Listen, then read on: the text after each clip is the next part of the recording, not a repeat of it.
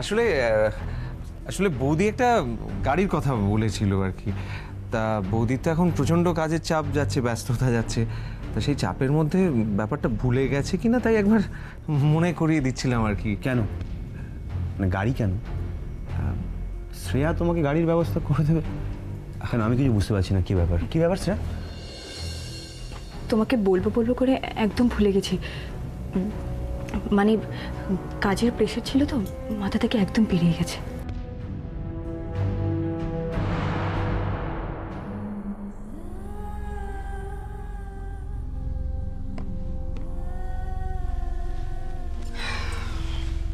তাহলে শেষ পর্যন্ত রুদ্রনাথ মিত্র ক্লাবে আসার সময় পেলেন?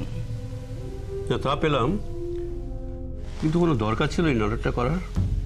কোন নাটকটা? এই যে দুম করে অফিসে চলে আসা। শ্রেয়া রূপম বাড়িতে গিয়ে কি সমস্যা করবে জানেন? অফিসে একটা সমস্যা তৈরি করে ফেলেন আপনি। যেই সাপের লেজে পা পড়লো অমনি সাপ ফোঁস করে উঠল। আসলে কি জানেন, আপনার ব্যবহারই আমাকে বাধ্য করেছে আপনার অফিসে যেতে। আমার ব্যবহারে মানে? মানে এই যে শুভ্রবাবু আপনার অফিসে জয়েন করলেন, সেটা আপনি আমাকে বলার প্রয়োজন মনে করেননি। তারপরে শ্রেয়াকে অফিস থেকে বের করে দেওয়ার ব্যাপারটা তো আপনার মাথা থেকে বেরিয়ে গেছে। কেন? আমার তো মনে হচ্ছিল যে আপনি ভুলে যাওয়ার চেষ্টা করছেন আমাদের মধ্যে একটা চুক্তি হয়েছিল। আমি আপনার অফিসে গিয়েছিলাম সেই চুক্তির কথাটা মনে করিয়ে দিতে। কি মনে পড়ছে? আর তাছাড়াও আপনার অ্যাটিটিউডে আমার কখনো কখনো মনে হয়েছে যে আপনি একাই পুরো দাওটা মারতে চাইছেন, তাই আমার উপস্থিতিটা আপনাকে জানানো খুব দরকার ছিল। আপনিও তো মসলিনের ফাইলটা চুরি করবার চেষ্টা করেছিলেন, কি করেননি? সেটাও তো সবটা একাই মেরে দেওয়ার জন্য। আপনি আমার কাছে সত্য গোপন করেননি। আপনি আমার কাছে যেরকম ব্যবহার করবেন আপনি ঠিক সেই রকম ব্যবহার পাবেন। It's okay. দেখুন, নিজেদের মধ্যে লড়াই করে কি লাভ? আপনি আপনার মতো কাজ করবেন, আমি আমার মতো কাজ করব। কাজটা ঠিক হওয়াটাই দরকার, তাই না? দেখুন, একটা কথা পরিষ্কার আপনাকে বলছি, শ্রেয়াদের বিরুদ্ধে লড়াই করতে হলে কিন্তু আমাদের হাত মিলিয়ে লড়াইটা করতে হবে। সেটাই তো, আমিও তো সেটাই বলছি। দেখুন, প্রথমে কিন্তু শুভ্রবাবুকে আগে একেবারে শেষ করব, ওই অফিস থেকে বের করব। কি তাই তো? একদম ঠিক। আমি তো এই প্ল্যানটাই মনে মনে ছুপে রেখেছি। মোক্ষম সময়ে ওকে। রুদ্রনাথ মিত্র, তুমিও জানো না মোক্ষম সময় তোমার আমি কি হাল করি। এখন শুধু তোমার হ্যাঁতে হ্যাঁ মিলিয়ে যাব, আর তারপর সুযোগ মতো তোমাকেও মারবো আমি হাসি মুখে। আর তার প্রধান অস্ত্র হবে তোমারই জামাই নীল। এবার দেখো আমি তোমার কি হাল করি। কিন্তু রূপম, এরপর তো বাবা নতুন প্রোডাকশন ইউনিট খুলবে, তখন কাজ আরও বাড়বে। সেক্ষেত্রে যদি আমরা নীলকে একটা পার্সোনাল গাড়ি প্রোভাইড করতে পারি, তাহলে তো ওর কাজগুলো স্মুথলি হয়ে যাবে। তাছাড়া ও ফিল্ড ভিজিটও করতে পারবে। না না না, এটা কোনো লজিক নয়। দেখো, আমাদের কোম্পানিতে অনেকে যায় ফিল্ড ভিজিট করতে, তারা তো কেউ গাড়ি ক্লেম করেনি। আর নীলের একটা বাইক আছে, অন্যদের তাও নেই। এখন ও আমাদের শুধুমাত্র আত্মীয় বলে ওকে যদি ব্যাপারটা পাইয়ে দেওয়া হয়, তাহলে এটা নিয়ে অনেক কথা উঠবে। মানে সামনে হয়তো কেউ কিছু বলবে না, কিন্তু পিঠ পিছু অনেকে অনেক কথা বলবে। কিন্তু তোমাকে তো এটাও ভাবতে হবে যে ওর এখন অসুবিধা হচ্ছে, আর প্রোডাকশন ইউনিট খুললে সমস্যা তো আরও বাড়বে। না, তুমি বরং ব্যাপারটাকে একটু অন্যভাবে ভাবো। দেখো, এখন যদি নীলকে একটা গাড়ি প্রোভাইড করা হয়, তাহলে এটা নিয়ে কিন্তু কোম্পানির স্টাফেদের মধ্যে একটা সমস্যা হবে। কারণ কোম্পানি চালাতে গেলে তো একটা স্ট্র্যাটেজি মেনটেন করতে হয়, আর সেটা স্টাফদের স্বার্থেই মেনটেন করতে হয়। আর তাছাড়া কোম্পানির এমন অবস্থা নয় যে প্রত্যেককে গাড়ি প্রোভাইড করা সম্ভব।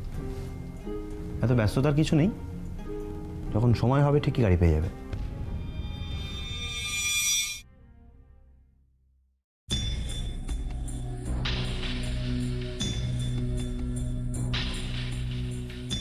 যখন সময় হবে তখন ঠিকই গাড়ি পেয়ে যাবে। তাহলে শ্রেয়া, তোমার সমস্ত চেষ্টা বিফল হলো তো? তাতে আমি কি করব? তুমি কি করবে মানে? তুমি তো সব করবে, সব কিছু তো তোমারই হাতে। দেখো, দাদাকে দিয়ে যদি না হয় তাহলে তাহলে বাবাকে কি বলো? যেভাবেই হোক আমার একটা পার্সোনাল গাড়ি চাই, সম্পূর্ণ নিজের একটা গাড়ি। ওকে?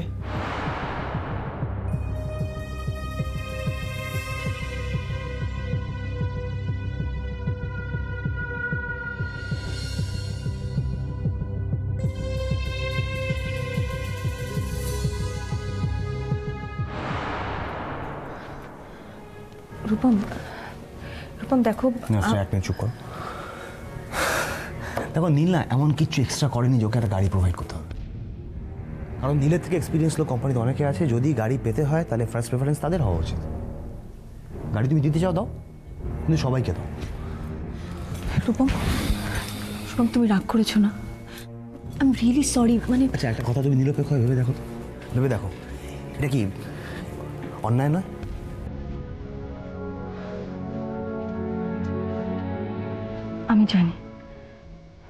আমি জানি তোমার আমার কথাগুলো অযৌক্তিক বলে মনে হচ্ছে, কিন্তু রূপম তুমি একটা কথা ভেবে দেখেছো? নীল তো শুধুমাত্র এই কোম্পানির স্টাফ নয়, ও তো রূপসার হাজবেন্ড। আজ নয় রূপসা কিছু বলছে না, কিন্তু একদিন না একদিন তো বলতেই পারে, বলো, যে দাদা, বৌদি, বাবা সবাই গাড়ি করে অফিস যাচ্ছে, আর নীল নীল বাইকে করে অফিস যাচ্ছে। একটা পরিবারে, একই পরিবারে থেকে এরকম বৈষম্য তো কোনো মেয়ে টলারেট করবে না রূপম, আমিও করব না। ওর আমাদের সম্পর্কে, আমাদের কোম্পানি সম্পর্কে কিরকম ধারণা হতে পারে বুঝতে পারছো? রূপম দেখো, প্লিজ আমার দিকে তাকাও। রূপসা আমাদের সবার থেকে ছোট, ওর কথা ভেবে না হয় একবার দেখো না প্লিজ। না, এক্সট্রা গাড়ি প্রোভাইড করা কোনোভাবেই সম্ভব নয়। তবে একটা কাজ করা যেতে পারে, গ্যারেজে একটা গাড়ি আছে, ওটা না বাবা আগে ইউজ করতো, ওটা কমলকে দিয়ে চাবি জানিয়ে নাও, ওটা দিয়ে দাও আমাকে।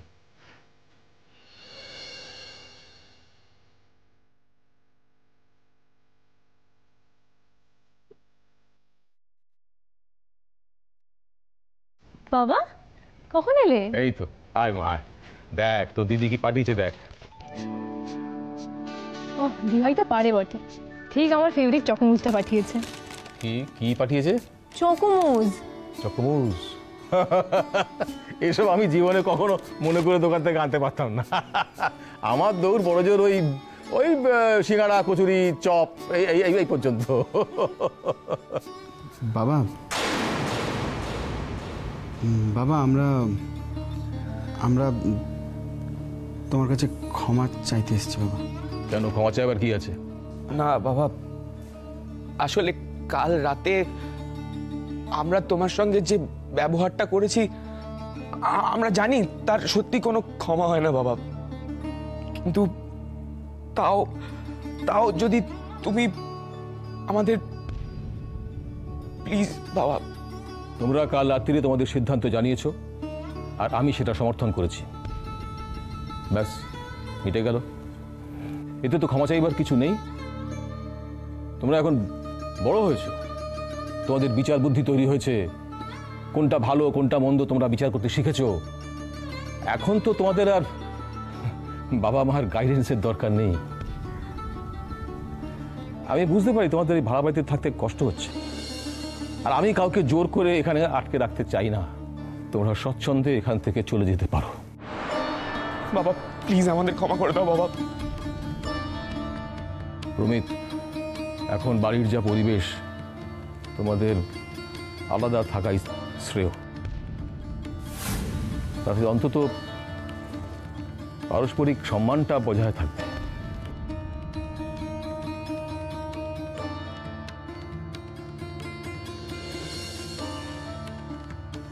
বাবা বলছি, আমাদের কথাটা একবার একবার ভেবে দেখো বাবা। যে সন্তান তার বাবা মার স্নেহ ভালোবাসার মূল্য দেয় না, সেই সন্তানের ভালো মন্দ দেখারও আমার আমার কোনো দরকার নেই। সরো। বাবা বাবা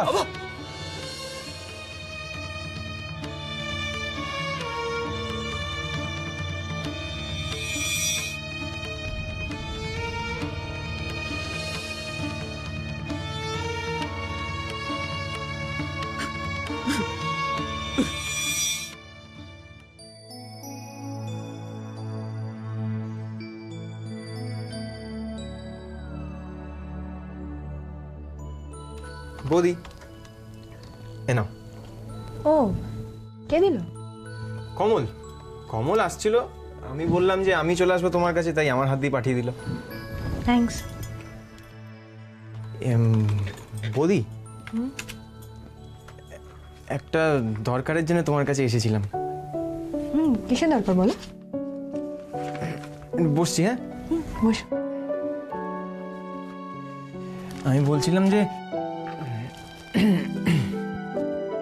কাল থেকে তো ঝিমলির এক্সাম শুরু হচ্ছে। বলছিলাম যে কাকু নাকি ঝিমলিকে এক্সাম সেন্টারে ছাড়তে যাবে। ঠিকই তো বলেছে, বাবা মেয়েকে এক্সাম হলে নিয়ে যাবে, এটাই তো স্বাভাবিক। হ্যাঁ, ভাবছিলাম যে রাস্তায় জ্যাম থাকবে, তারপর অফিস আওয়ার্স। সেরকম হলে না হয় একটু আগে বেরোবে, যাতে ঠিক টাইমে পৌঁছে যায়। হ্যাঁ, এইটা ভালো হতো না যদি আমরা নিজেদের গাড়িতে গিয়ে ছেড়ে আসতাম, তারপরে কতই বা আগে বেরোবে বলো। হ্যাঁ, সেরকম যদি হয় আমি না হয় বাবা ঝিমলিকে এক্সাম হলে পৌঁছে দেবো। এবার ঠিক আছে তো? না না, এই ক্ষেত্রে বাইকটা বেটার অপশন হবে। বাইক? বাবা, সায়ন বাইক কোথায় পাবো? বাইকে করে কেই বা ওকে ছাড়বে? আমি আছি তো, আমি গিয়ে দিয়ে আসবো। কিন্তু যদি তুমি কাকুকে বোঝাও তাহলেই। আচ্ছা, সেটা সেটা ভেবে দেখা যাবে। আমি কিন্তু ঝিমলির ভালোর জন্যই বলছিলাম, অন্য কোনো ব্যাপার না। কিন্তু দেখো সায়ন, আমার যা ভাবার আমি তাই ভাববো, তুমি এসব নিয়ে চিন্তা করো না। তুমি বরং এখন এসো।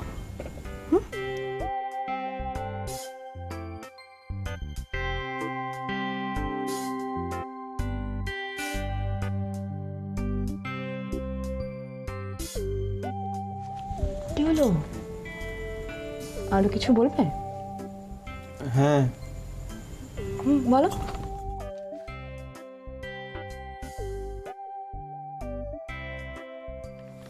আমি কিন্তু কাল সকালে ঝিমলিকে নিয়ে যাব। তুমি যে করে হোক ব্যবস্থা করো, আমি কিছু জানি না। চললাম।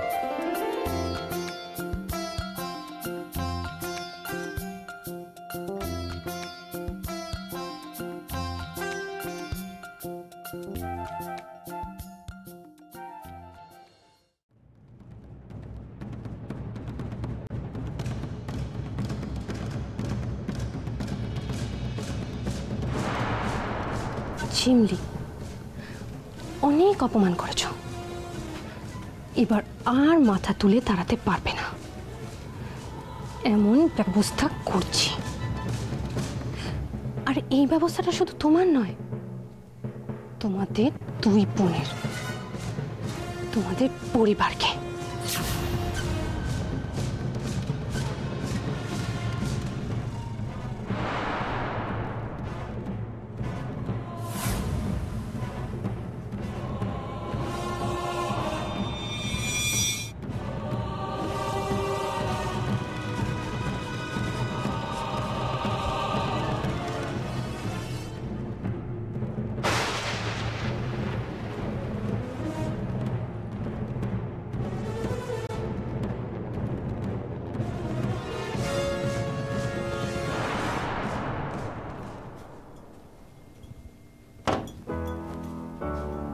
Come in.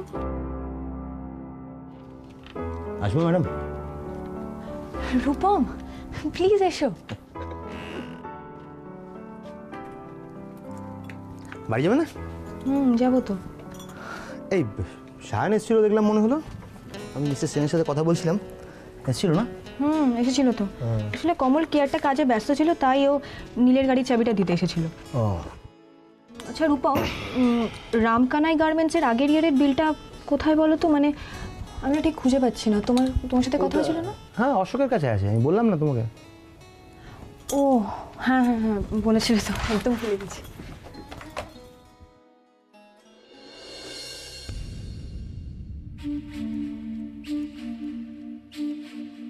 একটা কথা বলবো Shreya?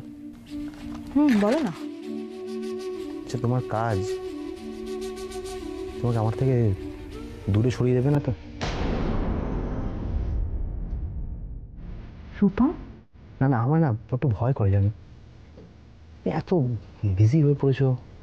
Rupam, I am really very sorry.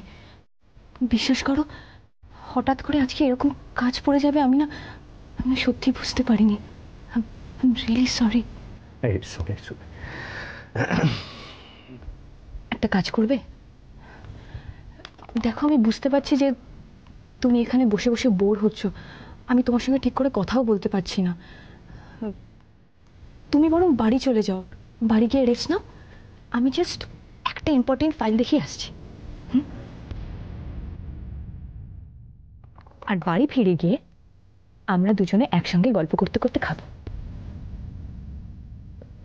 Rupam, তুমি কিছু মনে করোনি তো?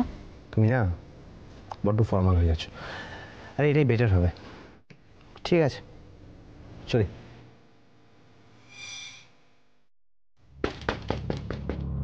আবার নিশ্চয়ই কিছু বলবে রূপম, এসো।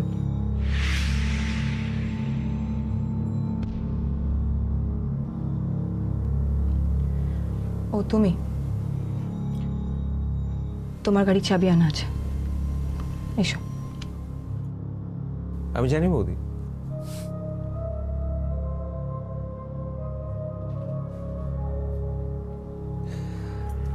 একবার যখন তুমি নিজে দায়িত্ব নিয়েছো তখন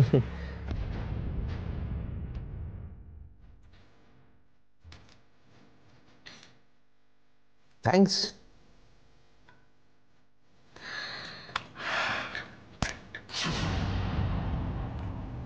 কিছু বলবে? না, এই তুমি আমাকে কতটা ছোট ভাবলে, কতটা খারাপ ভাবলে। ব্যস্ত আছি নীল, তুমি আসতে পারো। হ্যাঁ, সেটা তো আমি পারবো না বৌদি।